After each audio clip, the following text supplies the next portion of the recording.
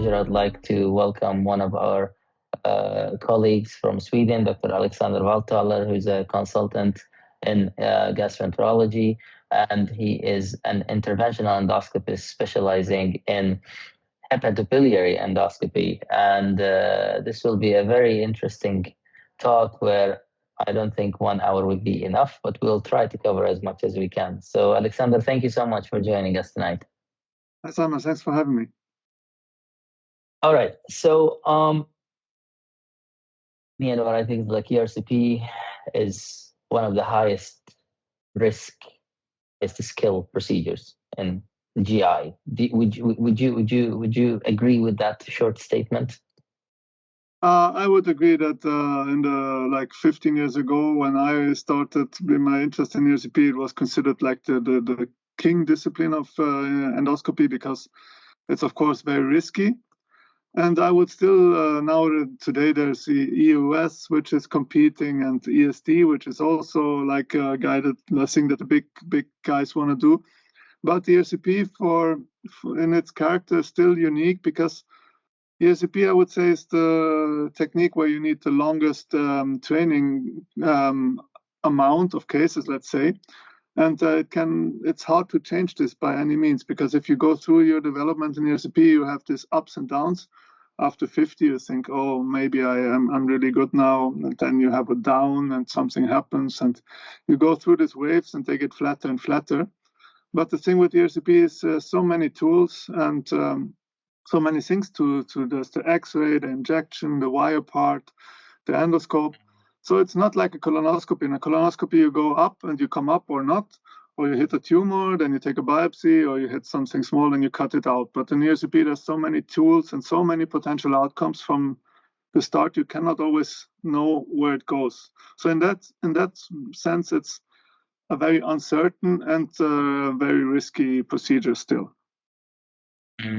Yeah, that's exactly the feeling that I have, and I can admit that I was not trained like in ERCP myself, and I went into the luminal side, so I interact with ERCP quite a lot, but I cannot say that I know to do it at all. So I've tried to kind of steer away from it and focus on the luminal side. So, and that's where like one argument, before we go into like more details, there's one argument that I see like two sides of it. Some people say that you can, if you are an interventional endoscopist, you're going to be the jack of all trades. You're going to be able to do ERCP, EUS, and third space.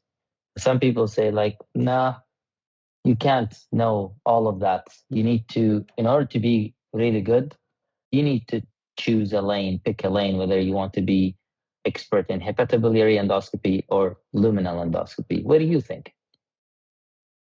Oh, that's a hot topic because I want to do the third space as well. And here in Karolinska, we are so specialized that you have a resection group, you have an ERCP group. Before we had even divided EUS and ERCP, but nowadays happily changed. So I also want to resect more. I used to resect more, but nowadays I only do hepatobiliary. I think you can do it all. But I also think that it's like if I had to choose, then I would choose hepatobiliary because I think it's more rewarding for me and more heterogeneous. But right here we also have it in a divided manner. But of course, there's many guys who do everything, and ideally I would also. I feel that I could, but I don't. Okay. So you also, think that also you have to say hepatobiliary. It's very, very straightforward if you do it in a small manner, because here in Sweden, for example, you have a strange coexistence of gastroenterologists and surgeons, because surgeons do impart endoscopy, but they do the more invasive stuff, while those who have the high volume do the not so invasive stuff. So in ERCP, we are half surgeons and half gastroenterologists today, but it used to be a surgical discipline. And the surgeons, they of course don't do so much endoscopy, but they manage to put the scope in front of the papilla. But for example, they don't do colonoscopy, and they're not so good in changed anatomy because they don't scope so much.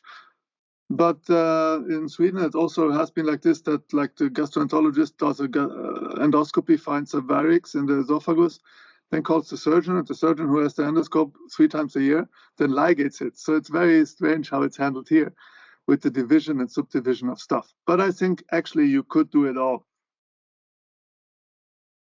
Yeah, I mean, I have noticed in a couple of places that I've been at that it's always been like, you have surgeons and you have the gastroenterologists that do ERCP, and it's still not very clear who owns this. Is it the surgeons or is it the gastroenterologist? Who owns this in 2025? Yeah, but it's also positive in our way, because we have it exactly the opposite way as it used to be. So we, as an endoscopy unit, we only provide the service here, and we have no beds. So our patients lie with the surgeons, and they write a letter, and we just do the intervention, which is very comfy for us, and it's usually exactly the other way around. And there's not this them and us feeling, because in other disciplines, like for treating chronic pancreatitis with ERCP, in many places it's, oh, we want to treat the patients, and if we don't succeed, then you get him, or this is my patient. And we don't have this at all. We are a team, we're sitting in the same conference, we discuss the same patients, and if it goes bad, we all are unhappy. So this is actually a real big advantage. Since moving toward like this multidisciplinary thing where everybody just needs to let go of their ego, like this is my little thing, and work together, because that's when always I think it works out best for the patient also. I fully agree with you. So this is very nice. Now, let's say, do you believe that every gastroenterologist needs ERCP, or is there a specific profile, temperament, motor skill, or interest, or some hospital setting that makes someone a good ERCP candidate to train to become an ERCP physician? I absolutely don't think that ERCP is for every gastroenterologist, not at all. There needs to be met specific things. First, you need to be in an ERCP hospital, let's say. So you need to be in a hospital that does, in our case, we are a tertiary center, so we get complex cases from all the country. But also, if you're in a small hospital, then you need to be acute. You have to have an acute ward where the bile stones come in, because that's what the basic ERCP indication is throughout the country. So you need the volume. You need at least 50 ERCPs per head per guy doing ERCPs. If you do less than 50, then you will turn out to be not so good over time. You lose your skills. So you need a certain volume. Per year? Yes. Per year. Yeah. You need a certain volume to maintain your skills. So you need them to be in that place. Then as a person, you need to be very stress tolerant, because it can be surprisingly stressful, and every time you go into an uncertain procedure. So if you're not really liking this balancing on the edge thing, this is not your thing, then you should not do this. There's many other things that you can do in gastroenterology. Yeah. Then you need to be manually skilled, of course. You need to be like, it's manual, holding the scope, cannulating. We use short wire. Sometimes the assistant has the wire, but it doesn't change the thing that you need to be manually skilled, for sure. And then you need to be motivated, because it's not going to be an easy journey. As I said, it's more than anything else in endoscopy that I know, it's these ups and downs. So you will have lows, and you will have highs, and you will have you might cause some. You will for sure cause some complications, and you will have to go and do it again the next day without feeling sorry for yourself, and overcome the stuff that happens. If you have lots of complications, you might rather quit. But otherwise, this is what you can expect before you start. So before a trainee, or let's say like this, when should a gastroenterologist start ERCP training? I mean, in Sweden, we know, like, we do about, before we become gastroenterologists, we do about 7.5 years, right? Internal medicine plus gastro. In many other countries in Europe, it's kind of similar. It's between 5 up to 10 years, before you become a gastroenterologist. When do you think is the right time for a gastroenterologist to embark on this journey? As I was educated, of course, I needed to be a skilled all-round endoscopist before I was allowed to start, which in Sweden is not the case, but I think it's always good because, it's good to handle a bleeding. It's good to like know which endoscopes there are if you cannot suck out all the blood or all the mess that there is. It's good to be good with the throat, with intubating, especially if you have not a anesthesia team, but you have a patient lying on the side. So I think you should have good basic endoscopy skills, and I think you should be very profound in hepatobiliary pathologies. Like that's why I think you should not start maybe your first or second year, but then I think after that it's really the case volume that gives you the experience. So what I'm thinking, if somebody's going to start, I just like always try to extrapolate from my experience in the luminal side.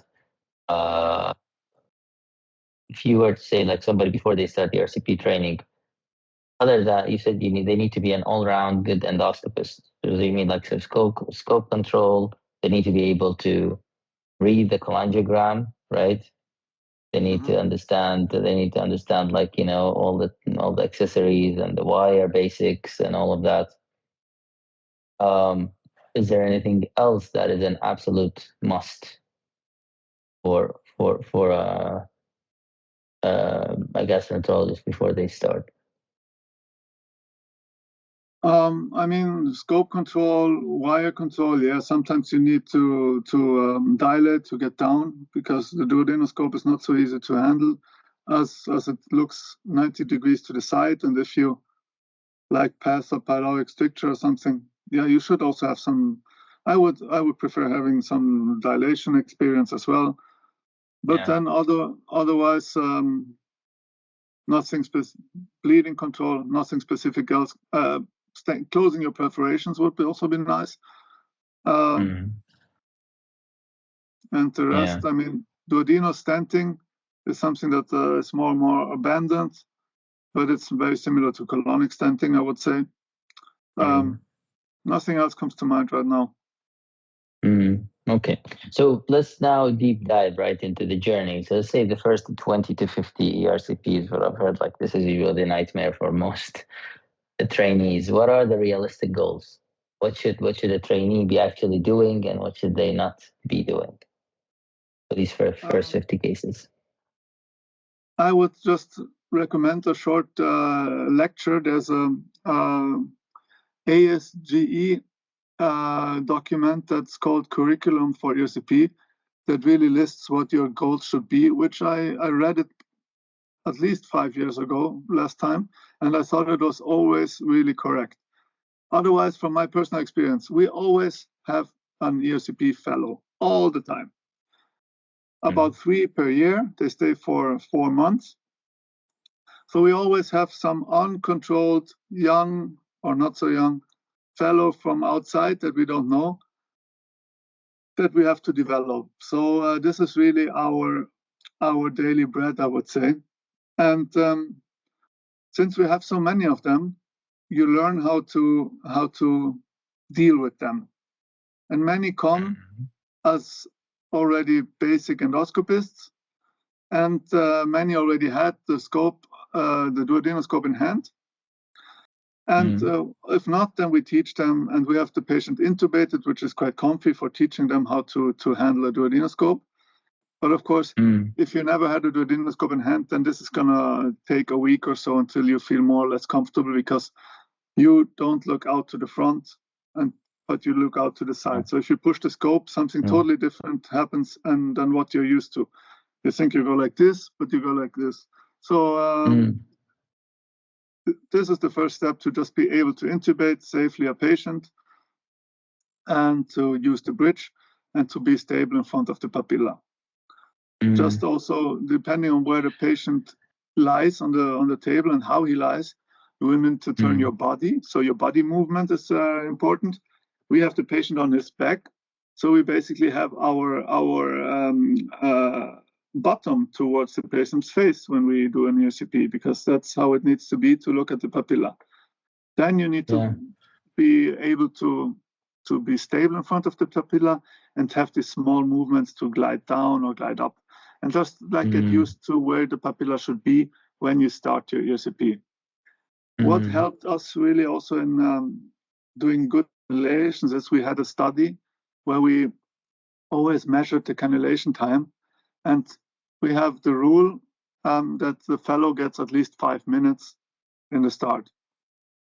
And this, on the other hand, if you're the fellow wants everything to be perfect before he touches the papilla, because that's his 5 minutes. That's why we stood up today.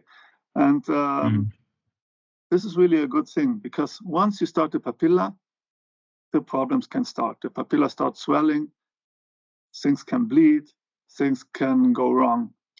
So first things that you do is assess the papilla. There's 4 types of papillas. There's a publication from our hospital, from Dr. Haraldsson, and this can already give you a hint how your cannulation will go. Take a good picture of the papilla, because you cut around, you might change it, and then in the end you think, oh my God, where is what? Document how the papilla looks, prepare everything, put the X-ray in place, put your wires and everything in the sphincter tone perfectly, and then if you're really thinking now it's getting boring, then it's time to start. Very That's like the basic stuff.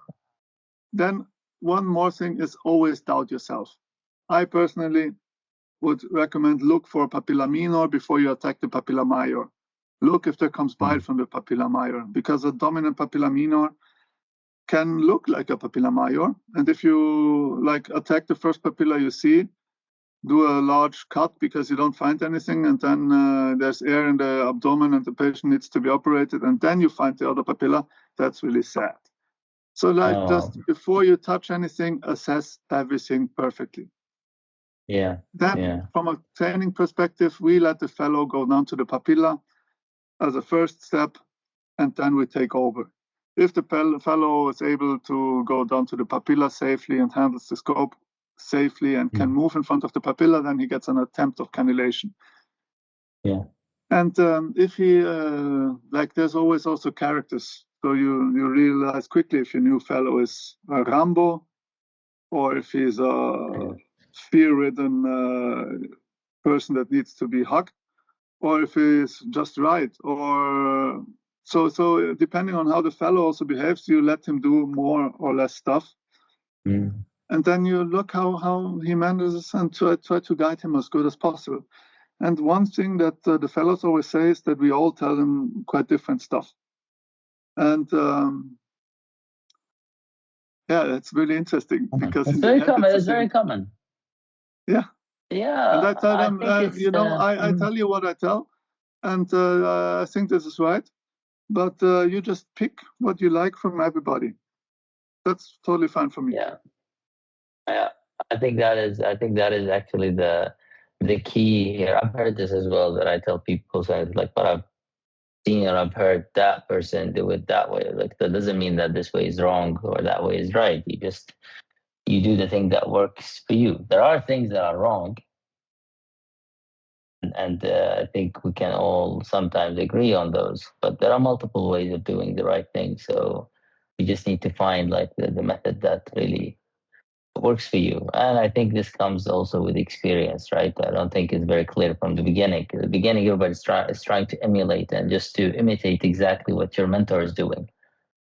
Sometimes without questioning, almost, until you get to the point where you start asking, why was he or she doing it that way when it's supposed to be done and actually, if the fellow comes and says, the guideline says this and that, and you didn't do this and that, that's a good sign for me, because that shows there's interest, there's a brain working at night, it's questioning what you did in the day. So that's really positive. That's also what I did in the beginning, and I was annoying people and said, that's not what the guideline says, what you did yesterday. And not so popular always, but with me it's very popular. But I think that's I totally agree with you there. In terms of simulation, and I mean the role of simulation and virtual training and virtual learning. So this is kind of exploding and becoming bigger in all aspects of medicine, really. And there are like I've seen even some mechanical papilla models, and I think now even that Korean company Mikoto, I think they built an ERCP simulator. I think. Do you think that these resources are helpful? Would they shorten that learning curve? Is it something that you think should be the first step before we go inside a patient with an endoscope? I think since ERCP and handling a duodenoscope is a bit more risky than normal endoscopy, it's always good if you can have some kind of training before risking somebody's bowel or organs. So I think absolutely that's a good thing. Manually to reproduce an ERCP is very difficult, but what you learn for sure is how a side view scope more or less gives you the effect of twisting your wrist and so on, which is a central part in ERCP. And what it also can train you in is just like switching from endoscopic assessment to X-ray assessment, even if it's not X-ray in the simulators often, but something similar. It's just, okay, now I'm done with this. I'm in the papilla. Now I check the other picture and work. And if I work on this picture, I can get unstable in front of the papilla anyhow, and I have to switch back. Just this assessment of multiple inputs at the same time and coordinate them is also good to learn via a simulator. So I would always say it's good if you can, but it's not necessary, and it's not going to replace the real thing. Yeah. I think it's a very fair point. Like I think I refer to it like as a I was taught by one of my mentors, like this is the black box. You go in the black box, you can do a lot of things to shorten your learning curve. You don't have to spend thousands of hours inside patients. It can definitely help, but you still need a mentor. You still need somebody to tell you, show you, and teach you, and of course your own the motivation to want to learn. That's something that I think many people maybe they want to, but maybe they just don't have the motivation to spend all of these hours, right? To become good at it. Of course, you need to be in the right place, and you need to have the case volume at the time. Like if you're a hepatologist with 15 patients a day and just doing an ERCP because you're interested in it, but your boss is not putting you there, then you have no chance, and you should not go. You need, of course, the time, and you need the dedication. Yeah.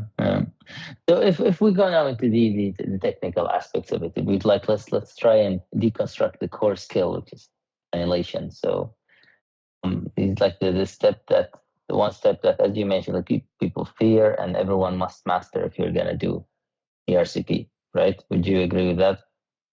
I agree with this. The cannulation is what makes people most insecure, because you never, if it's a native papilla, you never know, am I gonna come in? This is the step where you potentially cause an acute pancreatitis, which is the most common complication. And if you don't come in, there's not going to be an ERCP. And if it's like an acute cholangitis, which is the most common situation, then it's not going to be a relief from sepsis. Of course, cannulation is the crucial point for ERCP beginners. In reality, it's not such a huge problem as you think. I learned myself, and I also published a paper where you estimate the duration of ERCP. And always, if we ask how long is this ERCP going to take, we always say, we have to see how long cannulation takes, and then we can say. But in the score that I calculated from 90,000 ERCPs, native papilla or not, did not affect the duration of an ERCP, which means usually it's not a huge deal. It's just in your head that it's a huge deal. And for a beginner, it's a huge deal. So you will learn over time. And the cannulation, of course, technically, if you want me to divide up your steps, you go in front of the papilla, prepare everything, look if it's the right papilla, maybe look if there's some bile flowing, if there's some papillary tumor, if there's a stone hanging in the papilla, anything like this, if there's a peripapillary diverticulum, because if there's a diverticulum right above the papilla, then the bile duct will not go as it's intended to, because you have the papilla as a ring. The bile duct will always go in the walls flat upwards. But if there's a diverticulum, not, then it will have, so you already have some hints. And the pancreatic duct is not going flat in the wall, but straight in. And that's why you want the papilla up there. And then you come with the sphincterotome in a right angle. You aim for the left upper corner. And depending on which style of cannulation you do, you want the sphincterotome just to glide in or to put the tip there. And then you start feeling with the wire. And you change the angle a bit, start feeling with the wire. And I always say, which is a bit of a rude analogy maybe, but I think it's really true. It's in some way like putting a urinary catheter in a male patient without pulling back the foreskin.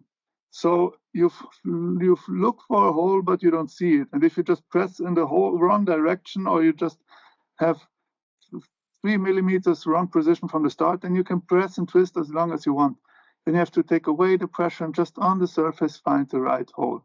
And then at some point, flip, you're gonna go in. And then the question is, where did I go in? Did I go into the bile duct or in the pancreatic duct? Or in worst case, in the retroperitoneal fat, if you push too hard. That's the first step. That's how it goes. You want me to continue to elaborate? Like, I mean, like, so this is really nice. So like, so get in the, try to have it. You said so. Like, I mean, you want to have it at 10 o'clock. Where do you want to have it in your field of vision? I want to have it on the upper border of the screen, so that I'm below it with the endoscope, and I kind of look where the bile duct will go. And if you're too far above it, then you always have the wrong angle attacking it.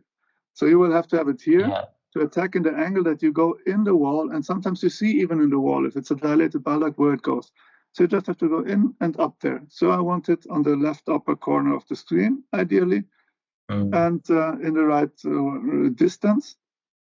And then if I really close the distance to the papilla, I use the big wheel, because it's the duodenoscope with the camera on the side. So if I use the big wheel, if I'm the endoscope, I use the big wheel, I do like this. So I go closer to the papilla just with the big wheel, not by pushing the sphincterotome or doing anything else. That's the movement that you need to learn. Yeah. And until like, you know, until you get in there, and then all of a sudden you're in one of the ducts. And that's when you go with your contrast and see where you are, and then recannulate if you. You don't want to go with contrast, because contrast is the main cause for pancreatitis. So basically, as soon as you feel the resistance drop, you can push in the wire, then you step on the X-ray pedal, and usually if the wire crosses the endoscope, then you can be actually almost sure that you're in the bile duct. If the wire does not cross the endoscope but goes to the patient's left side, then you're probably in pancreas. And if it goes really strange, then you're also probably in pancreas in a branch duct. And if you still have resistance and it's never really dropping and it goes totally out of the way, then you might be somewhere where you really don't want to be, in the retroperitoneal fat. But let's say that you're in pancreas, which is the most common unsuccessful cannulation. Then there's a rule called 552, which was also published from our hospital. And this is one which predicts complications in ERCP and difficult cannulation. That means more than 5 minutes that you try to cannulate without success, more than 5 repositionings of the sphincterotome, that you start all over again with putting the tip there, and more than 2 passages of the pancreas, then the complication rate rises. And before, you can be quite cool. So if I have the first wire passage, I see it goes to pancreas. Usually if it was not really difficult, usually I just pull the wire and try again. And really, it's crucial where you position the tip of the sphincterotome before you start. Let's say you have the second wire passage in the pancreas. Then I start considering advanced techniques. And the advanced techniques are trying double wire, which is actually usually my preferred one. So you leave one wire in the pancreatic duct and try on the left side of it to cannulate with the second wire. Yeah. And then if I eventually, at some point, if I already have access to the pancreatic duct, then I will put a protective pancreatic stent, because this lowers the risk for pancreatitis. This is a stent that falls out afterwards. But first I try with double wire. And if I really don't succeed with double wire after a while and come again with the second wire also in the pancreatic duct, then usually my next consideration is pancreatic septotomy. So if you have the papilla like this, pancreatic duct, and expect the bile duct to be on the left, then I just do a cut to the left upper corner through the septum between pancreatic duct and bile duct, because this gives you the certainty that you're still over the papilla somehow, and you want to expose the bile duct. But from that point on, you change anatomy. So you expose some tissue which was not exposed before, so the ducts can change position, and you expose tissue that maybe is easier perforated with a wire. So from that point on, you really start to enter the advanced world. And so is that you speak. Yeah, go ahead. So is that the thing where that people usually call, like, you tried that guide wire controlled cannulation and it doesn't work? That's when you do this pancreatic wire assisted cannulation. That is the same as the double wire. I would say that's the same. You like double wire is one in the pancreatic. We also do reverse double wire sometimes, because we also sometimes have indications where you need to go to the pancreas, maybe with a stone there in the papilla. So we call it reverse double wire, but I don't know if it's an official term. Sometimes we also leave a wire in the bile duct if we want to go to pancreas. So you just stabilize your position and you divide the ducts and you somehow have orientation. But then there's another step or technique that can be used, is needle knife pre-cut. So you don't come into the bile duct, you don't use the pancreatic bias orientation, but you just open the papilla stepwise to where you think the bile duct is and try to expose the bile duct. Okay, so you don't do pre-cut every time. You do that on, like, that's a secondary thing. Yeah, I'm not a big fan of pre-cut, I have to say. I try to avoid pre-cut as long as I can. I do pancreatic septotomy much more than I do pre-cut, because it changes anatomy, it exposes soft tissue, and it reduces your orientation. So needle knife pre-cut, people say you should start early, you still should be generous with it. Maybe true, but I do it rarely, maybe because I succeed with my other techniques often, or because I have the lucky situation that I can just change to EOS if I think it's getting nasty. But personally, I have the most respect of all of these basic techniques from needle knife pre-cut, I have to say. Because is it now, I don't know if this is my own prejudice, but isn't it true that many ERCPists they do it as standard practice? Pre-cut. Yes, of course. It's one of the standard techniques. Those are all standard techniques, but personally, it's my least preferred one. And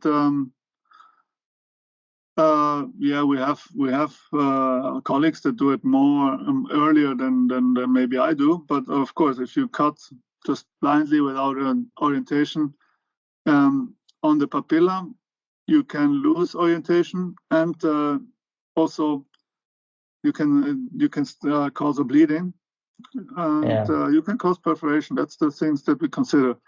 I don't think it's wrong. I don't think it's bad. It's definitely one of the basic cannulation techniques. You should not start too late with it. If you you don't, it's not good to try 15 times the same stuff. So if you succeed with nothing else, then you go for pre-cut, of course, like needle knife pre-cut. There was this study that came out a few months ago, and I think it was in the American Journal of Gastroenterology, about using ice water bath on the right after before finishing. Do you? I mean, it is logical, isn't it? It does make sense. Maybe it induces vasoconstriction, cools off the area, and do you believe in that concept? Do you think there's merit to it, or is it just enough with using some sort of NSAID? No, I read the study, and it's a methodically very good study, and apparently it has an effect, and I can of course believe it, because the pathophysiological concept of post-ERCP pancreatitis is that you obstruct the outflow, and then the pancreatic duct, the pancreatic juice contains enzymes which are activated then by elevated pressure. So you want that's why contrast injection in the pancreas is bad, and manipulating in the pancreas is bad. And when the pancreas swells, like the orifice swells, then you put a protective stent to keep the orifice open. And the NSAID is also supposed to like counteract this swelling mechanism. And you really see the papilla getting big if you work there. So I think that's the concept. And if you can just cool it and reduce the swelling, which is something that we in medicine on all parts of the body have seen, why would it not help here? So I think I believe in it. We all saw it. We sent it to our boss and said we want an ice machine. We didn't get it yet, but I mean, okay. I'm the last one to be against it. I think it's a well-made study, and apparently it works. Yeah, I always had the ideas like if this is something that would work even like when we do big luminal resections, if we just we would use something like that on the defect afterwards, just to induce more vasoconstriction and stuff like I don't know, just an idea that hit me back then, like when I but it needed quite a big volume in order to. But in luminal resection, you don't want vasoconstriction because you want to see the bleeding. You don't want to delay it. Yeah, it's not like the swelling is that crucial for the outcome in luminal, I would say. It's like a bit like a slow, low dose adrenaline, but maybe you want to see the vessel that could potentially. You want to see the vessel, It's just like this never-ending discussion about whether to close or not close, and right versus left colon, right? And this is always like a thing that just keeps every month somebody publishes a study that just contradicts the one before it, right? So it's okay. So sphincterotomy. What do we say about that? When let's say I've done 50 RCPs, I'm doing okay. When is it right time to do sphincterotomy, and when should I avoid it? We are very generous with sphincterotomy. Like there's indications where you don't need a sphincterotomy, but those are really rare. So I think if you have a clear, good ERCP indication one time, then you are good to have a sphincterotomy, because the most is like obstruction or sphincterody dysfunction, or mostly, of course, bile duct stones. And these patients are at risk of developing problems again. So we almost always do sphincterotomy. Sphincterotomy manually is not such a difficult thing. You just need to control where you cut to the not the straight up, because there's an artery often. So you want to have some control. Everybody does it a bit different. I do it in a way nobody does. I never seen anybody even replicating what I do.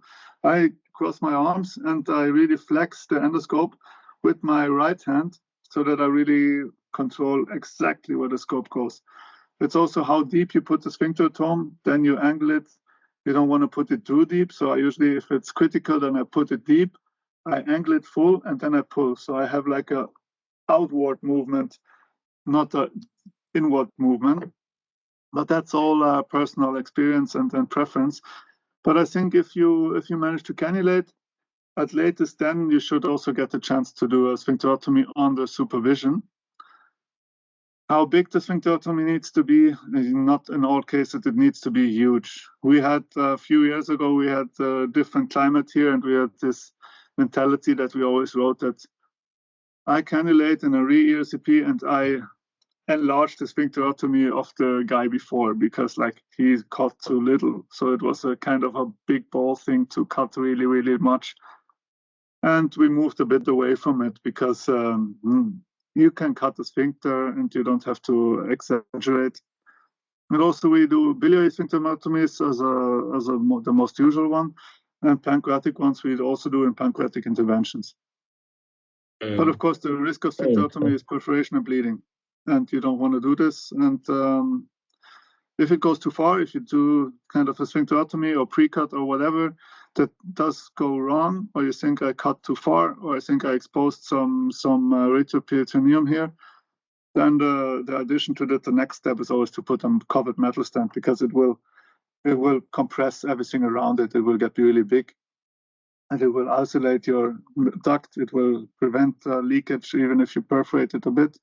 So that's always comes with and it will compress also the artery if it has bled, and maybe you need to burn a lot. So sphincterotomy, yes, controlled, teach it, don't be a hero. And if it goes wrong, first step, always think about a covered metal stent. Now I don't hear you. Now I hear you. Yeah. We touched upon the post-ERCP pancreatitis a little bit, and the things that what we should think about in order to decrease the risk for it. Do you guys at Karolinska do anything that you think has worked exceptionally well to reduce it? And what is the percentage? How often does it happen in your center? Oh, we do, of course, as a standard, we give everybody NSID. Then we have rather high rates of post-ERCP pancreatitis because we, of course, don't have standard patients. We have a lot of intraductal endoscopy. We have a lot of dedicated pancreatic endoscopy, which, of course, papilectomy, stuff like this, which just have come with an inherent risk of acute pancreatitis. But other than the standard methods and your individual manual skill to not be too rough on the papilla, be consequent with putting protective stents, be consequent with trying to avoid contrast injection in pancreas.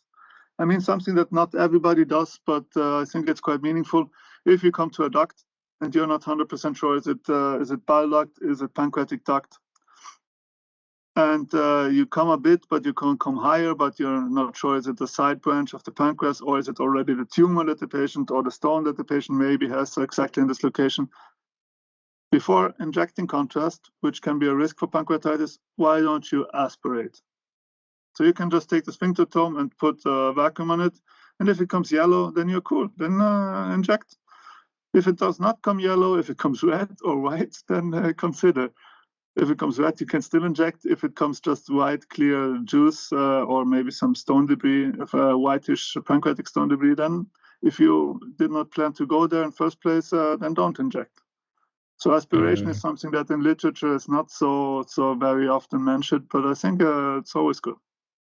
Yeah, I think these are like the small, these small tips and tricks that really enhance performance, but are not spoken about as much. It's more like it's at the. I would probably say this is like kind of like using your water jets during like upper GI endoscopy or lower GI endoscopy, and using it generously to see things around you. A lot of people like use it only when needed, but I mean, it really can make such a huge difference, especially when you're doing therapy. I find that and the distal attachment on the scope, like these are two things that when I ask people, what do you need?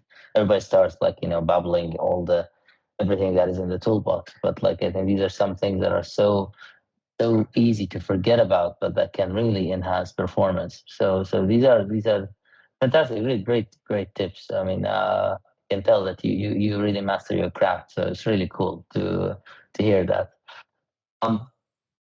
Now, we get many inappropriate referrals for ERCP. When should we not do ERCP? What are the most common inappropriate or premature indications you see in referrals? I mean, I would say there's certain groups of things to be careful with. One is if you have a really late stage cancer disease and the patient gets yellow, then I really want to see some dilated ducts, because if there's a third of the liver is already tumor and lots of small metastasis, and only really outside in the liver you see a small ring of dilated ducts, but everything else is mostly compressed by the tumor, or then if you cannot really if you cannot say, oh, here's a huge part of the liver, a huge part of functioning parenchyma that I can drain, then you can do a best ERCP you want. You will not help the patient, and in best case, you will not cause a complication. But if you have lots of this little obstruction of the bile ducts, you inject contrast, you inject bacteria, the patient is already weak, he will get a cholangitis, he will get lots of micro abscesses, this is the typical image, and he will die in the hospital because, not because of you, I mean, he would have died anyway, but it's maybe nicer if you say, oh, this is not a case that we can help, and he can die at home. So this is a classic case, just assess, is there actually a duct that I can meaningful drain? And more than a tiny mini duct, but really is there, usually say more on half of the liver. I would not be so strict about it, but really have an aim and a strategy what you want to do in the ERCP before just doing an ERCP. Then second category of patients is, this is difficult to express, but you know, everybody does what they do.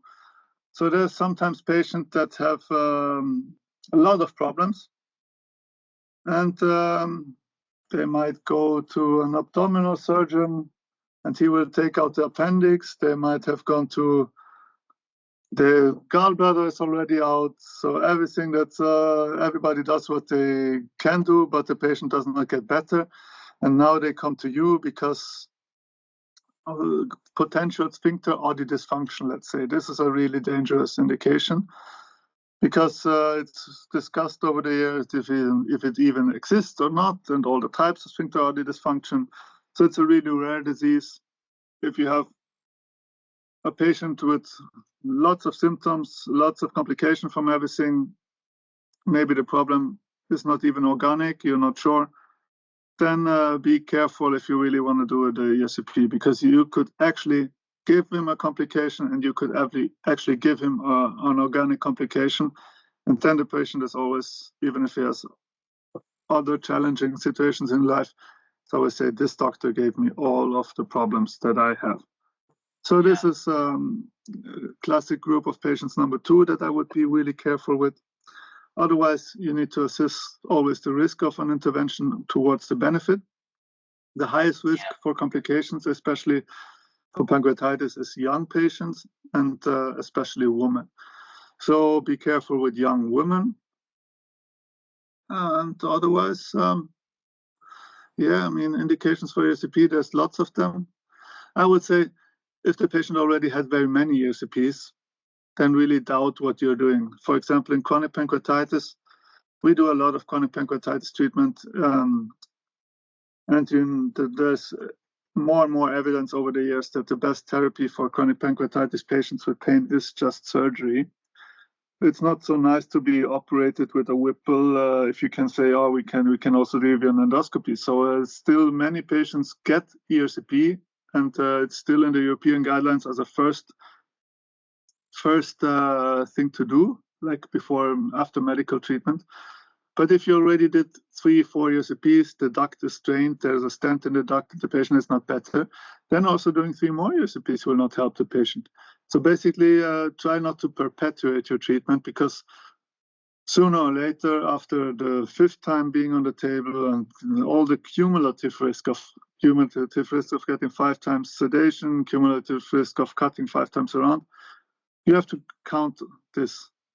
So be careful in not doing too many sessions, then really consider if there's an alternative that you could recommend to the patient. Yeah. Otherwise, great. Nothing that comes to mind right now. All right. That's just great. Sorry, one more thing. Now, let's say in Sweden we have the special situation that we have, the most common indication is bile duct stones.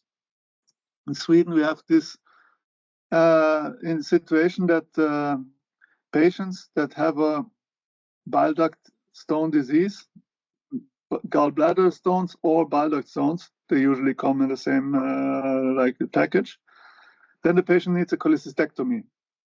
Then the patient will get the ductus cysticus cut. So in Sweden we always do, or almost always in all hospitals, they inject contrast in the cysticus after cutting it, and then you see if there's still a stone in the extrahepatic bile duct. And if there's still a stone, then in the same session, or if not possible, they just put down a wire. But they prepare, anyhow, they check if the patient has a stone in place, and then there will be a wire in place. Either you come to the OR and do the ERCP there, or the patient with the wire in place travels to the next hospital that can do ERCP, and then you do a rendezvous over this wire. So you have no pancreatitis risk because you have no cannulation because the patient is basically already cannulated. So this is also something that we always try to do. So if the patient has a choledochus stone or has had a choledochus stone and they ask for ERCP, then we always say, did you ask the surgeon if this is a candidate for cholecystectomy? If yes, then please do the ERCP in the same session as the cholecystectomy. So, Operatively, you mean?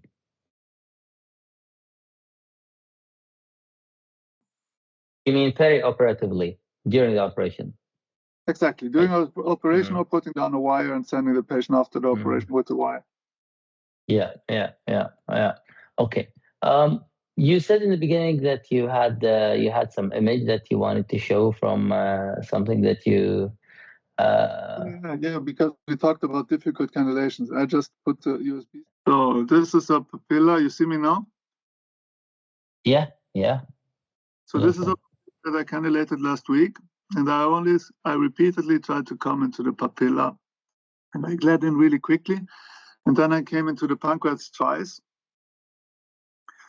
and I tried to the left of the pancreas to go up there, and sadly the picture is broken, and then I did pre-cut, and did extensive pre-cut. Now you see only half of the picture, but I cut really until the duodenal wall here, after putting the protective pancreas stent, and was looking for the bile duct here because it's supposed to be on the left and going up here.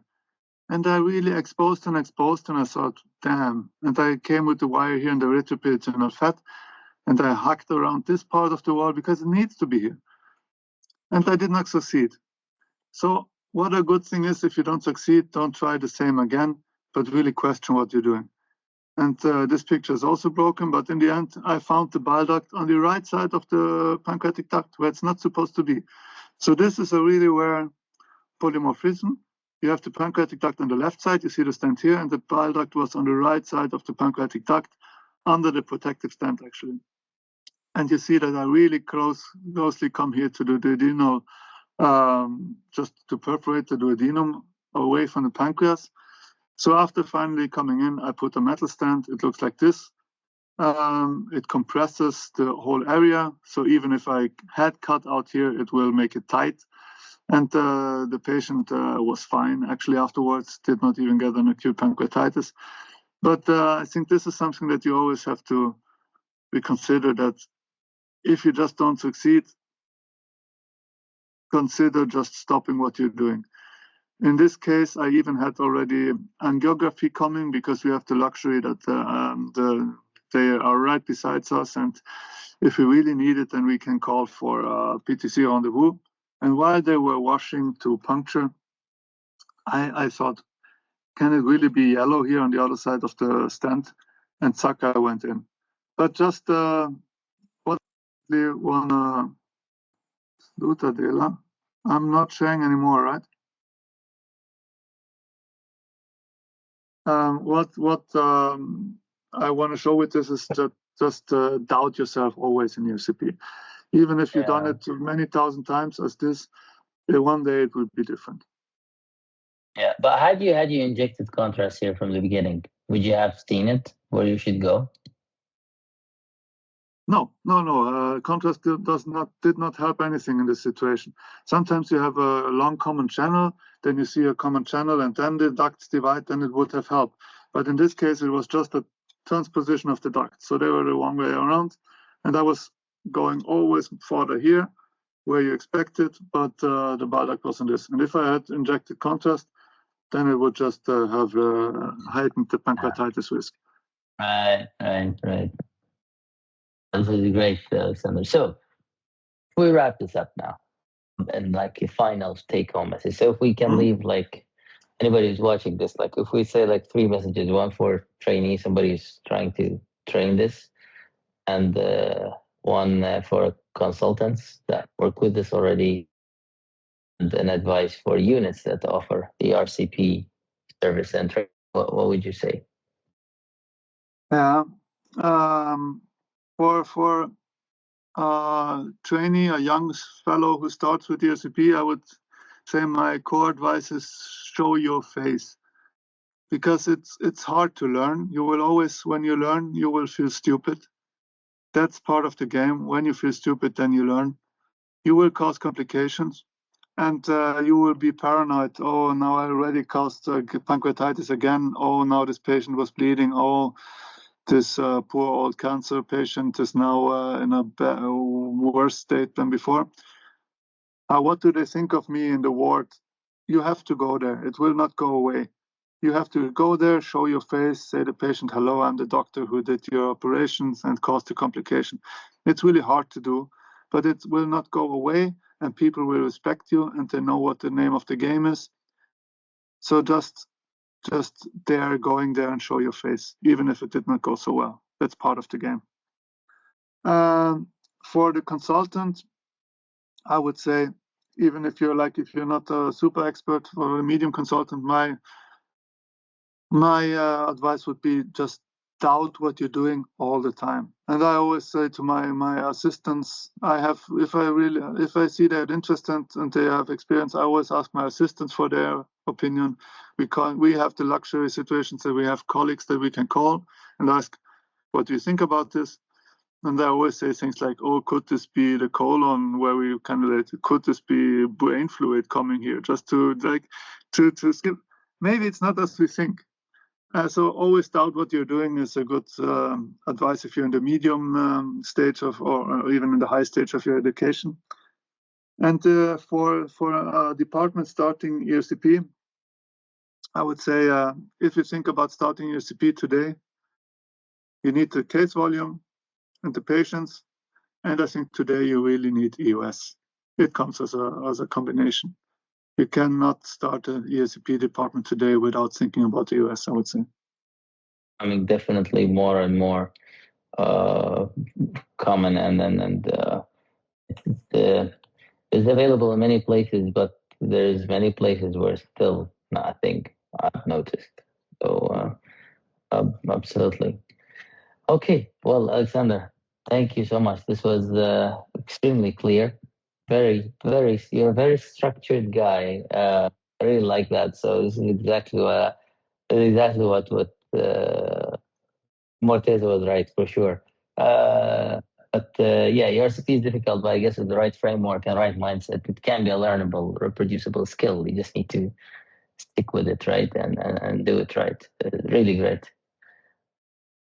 Fantastic. Yes, of course, Thank it's you. learnable, and it's not rocket science. It's just it needs more time because it's more situations and more tools and more risks. Right. Thanks for having me. Thanks a lot. Thank you so much. Thank you so much for this. I really appreciate it. And now that we've spoken about this, we definitely need another episode about the US. Because this is great. EOS really also, great. Of course, it's the hot topic. ERCP, I always say when somebody told me they have a new duodenoscope, if I want to try it, it's like a new duodenoscope. It's like developing a new fax. I mean, fax, okay, it works, but nobody uses fax anymore.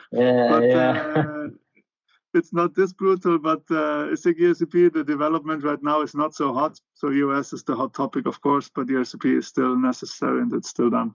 So happy to talk about that next time. Very nice, very nice. Thank you so much, Alexander. Have a very good rest of and hope to speak to you soon. Thank you so much. Yes, thank you. Bye. Thank you.